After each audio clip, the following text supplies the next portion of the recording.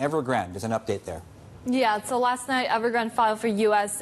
Chapter 15 bankruptcy, and this is something that's commonly used by companies that are going through debt restructuring. So either they're using it to protect their U.S. assets, which, by the way, Evergrande doesn't really have, and on the other hand, it's preventing itself from being sued in the U.S. By creditors. So we know that Evergrande hasn't really announced that they got enough support from creditors for its restructuring plan. So the second possibility is very likely. So Evergrande is trying to prevent itself from being sued by creditors at this point before it gets enough consent. And we're still hearing a lot of profit warnings, and this time it seems like even the SOEs are not quite sheltered from this sort of looming crisis. Exactly.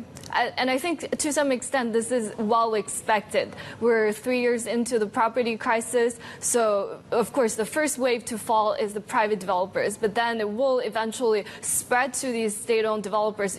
I mean, in the prime of China's property sector, really, these state-owned developers aren't the most profitable companies, right? So they are already having not high profit margins, and now I think they're just hurt by a drop in valuations, and you have to see them cutting on their asset values. Who's next to restructure, at least announce plans to restructure? Any names come to mind? What's on the radar of your team?